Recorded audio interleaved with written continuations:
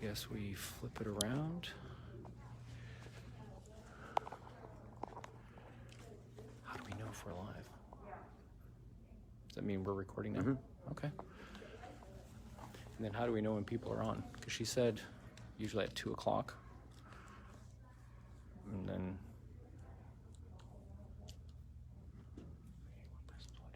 okay.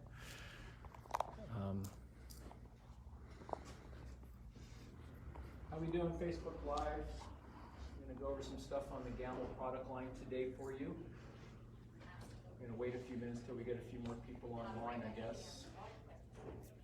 And so my name's Karl Berky. I'm the distributor here in Sacramento with Meisner Sewing. And we're going to go over a few things on the Gamble product line today to kind of help you get your maintenance down without having a lot of heartache. So one of the main things that I have found on doing service calls and dealing with people is thread path is a real issue. So come around here, Drew. One of the things that people miss on their thread path is that when they are threading their machines, they will miss one of these locations, okay? You want to make sure that you are coming around your main tensioner here. Periodically clean this tensioner out as well. It's super handy. You can use a Q-tip with some rubbing alcohol and just clean that out. Gently open this up, clean that out from time to time.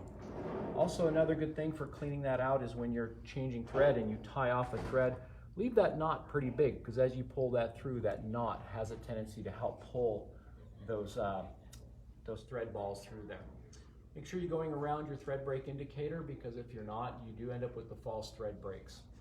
Then going through your tensioner here, most of the time you're using the first and the last tensioner. Very, very rarely are we using the center tensioner. And we come on down, go over this guide, go down 1 complete revolution and a half. Then we go over our check spring. Now, the check spring, I'm going to stop right there for a second. You should all have a couple of extra check springs or a package.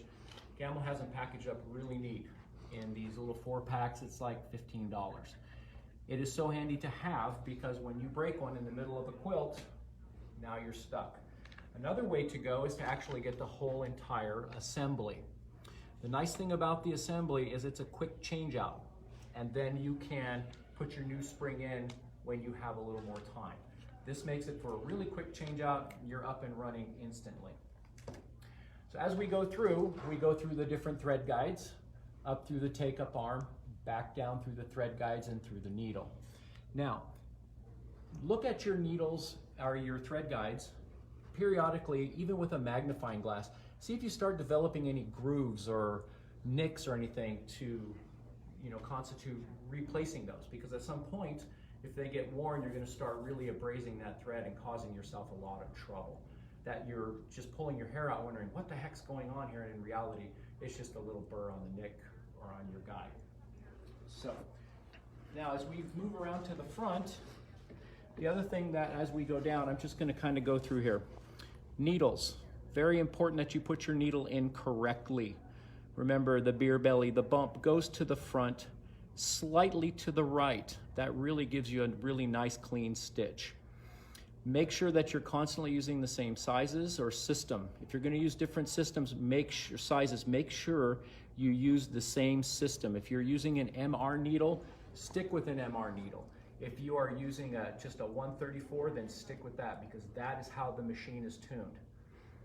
The next thing down here that we're going to look at, which can cause you some trouble from time to time, if you have the quick change foot set, it is imperative that when you change these, that you use 2 wrenches, one to hold the foot, one to loosen the nut.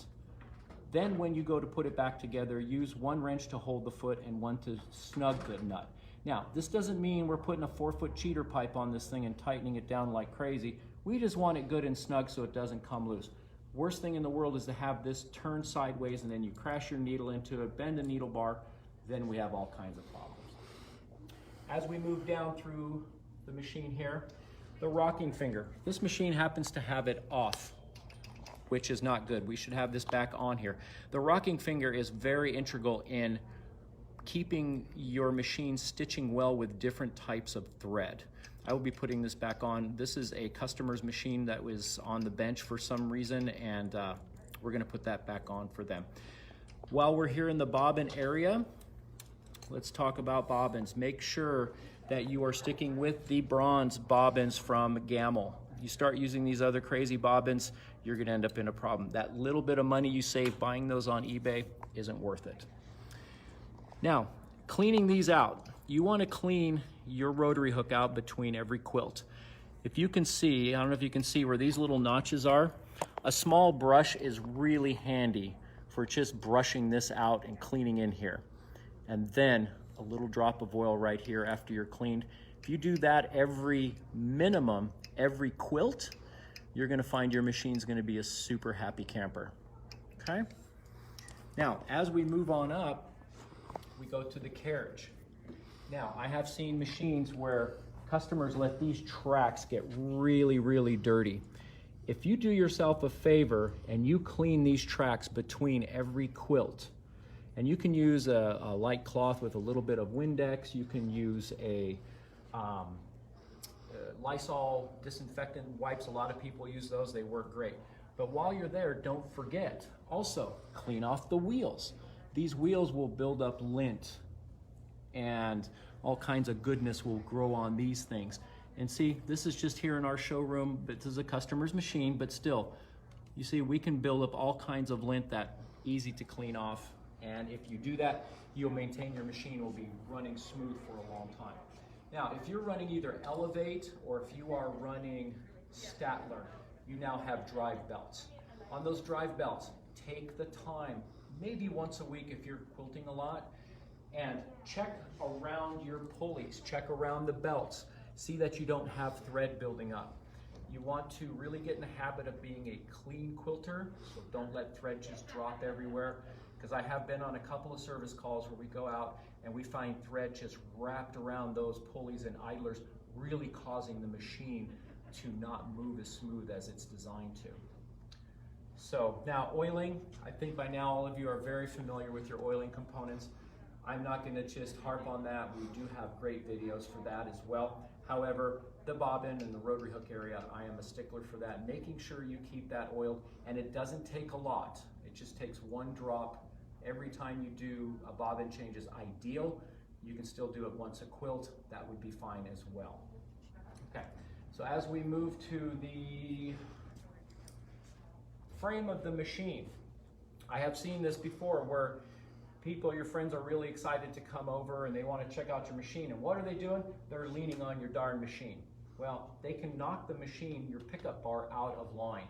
I have found that where the customer won't even notice they did it. They're like, oh my gosh, I didn't know this was going on. And your arms will be sitting like this. Periodically, it's not a bad idea when you've done your cleaning. Eyeball down your pickup bar. Make sure you are square, that this is at 90 degrees and that is at 90 degrees. That way, you know everything is looking really good and your quilt will stay nice and square. Other than that, we know that the Gambles are super, super durable machines. If you take care of them, they'll take care of you really well. We do offer here phone support. I'm 7 days a week. My customers who know me, they have my number. They're welcome to call if you have any questions. I'm a big proponent on you calling me before you get frustrated so that we can kind of nip a problem in the bud real quick and early. So with that, I really don't have a whole lot more. I'm just going to say thank you very much for the time you've given me out of your day today, and like, share, and forward on. And if you have any questions, please do not hesitate to message me. Have a great day.